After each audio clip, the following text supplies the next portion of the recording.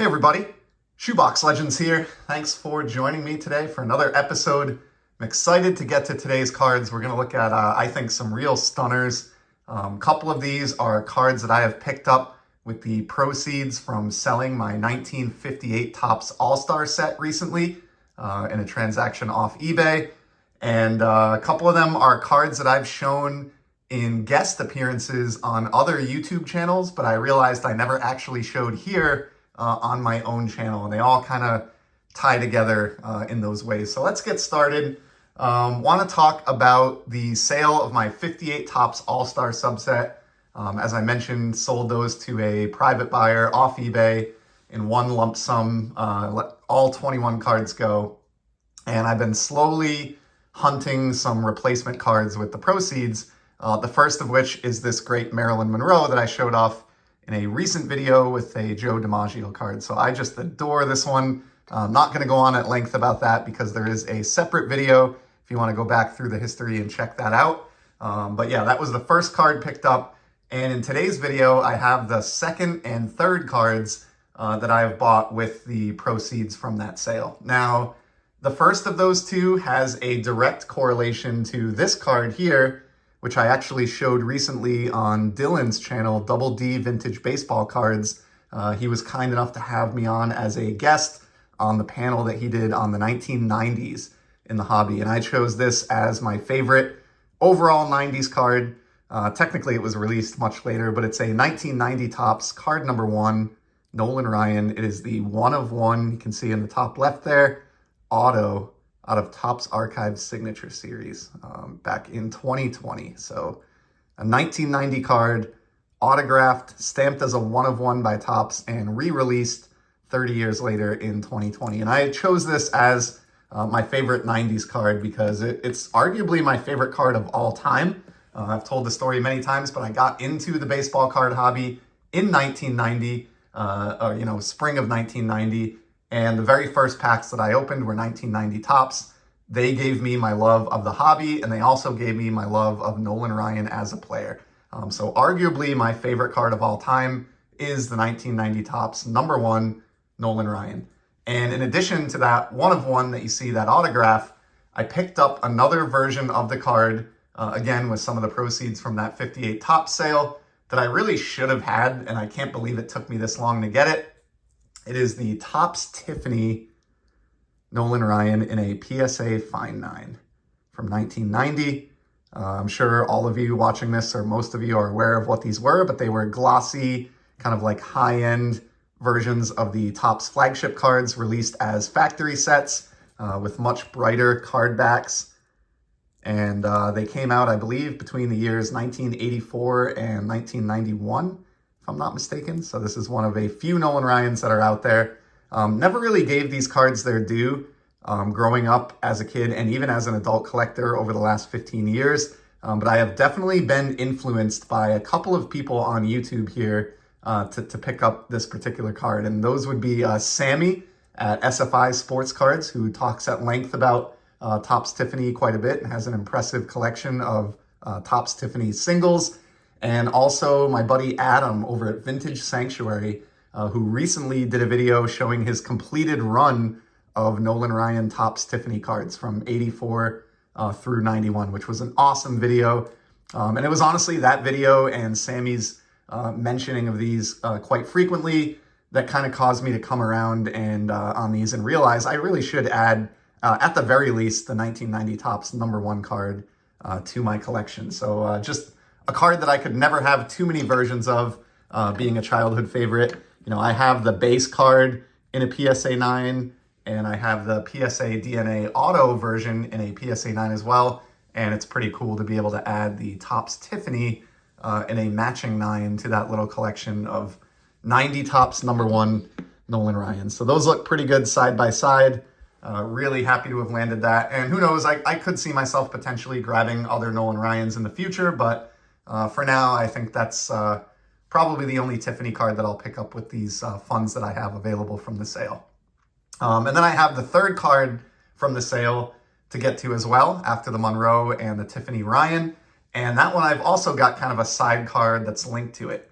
So I have a pretty nice Mickey Mantle here in my collection that I've never shown, but I did use this recently when I did an episode with John, Wade Boggs fan, and Don from Don's Field of Dreams cards on collecting moments in the hobby.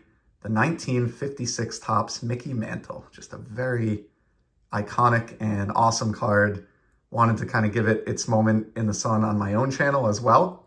This is a lowly 2, another example of what I've tried to do over the last few years, at least in the hobby, and that is find, examples of these vintage greats that look better than their assigned grade. I'm not claiming this looks like a 7 or anything. It does have a little bit of wear on the corners that you can see, but overall, like, decent centering, really good top to bottom, decent left to right, just strong image here, good color, no creases, no holes, no rips, no pinholes, no tears. There's no paper loss on the front or back. Everything is legible, no writing. Just a really, really clean card, and one of the most iconic cards of the 50s and iconic Mickey Mantle cards that exists. I know a lot of collectors that list this as their personal favorite Mantle card, and of course it's helped by the fact that he won the Triple Crown in the 1956 season that this card represents. So definitely one of my personal best Mickey Mantles that I have in my pretty small collection of the man, but a card that I'm very, very proud to own.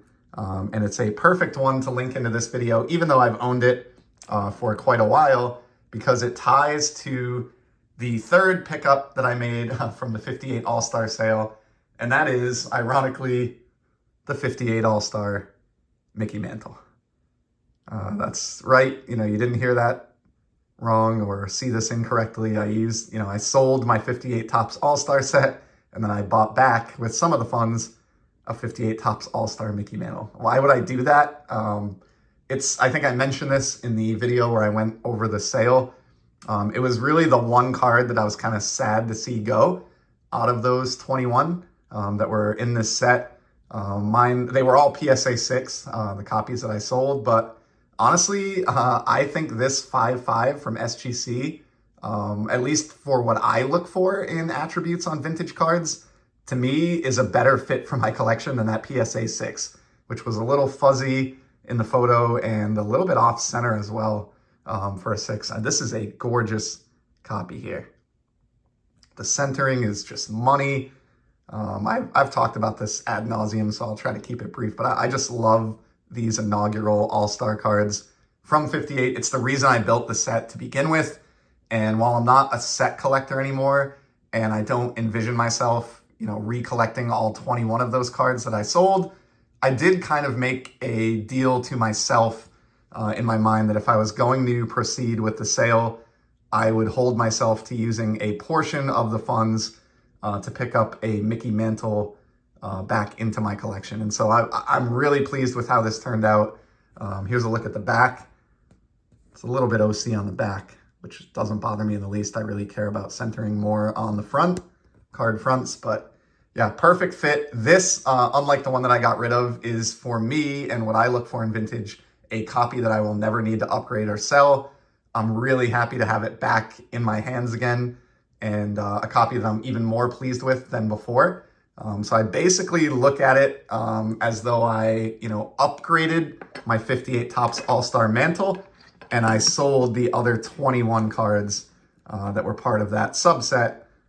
So that, that kind of softens the blow. And it was honestly exciting to get that card all over again and to get one that I'm happier with than the copy that I had before. It sort of like reinvigorated me and made me appreciate that card all over again. So that's a wrap, a pretty stellar lineup, if I do say so myself, in front of us here in today's video.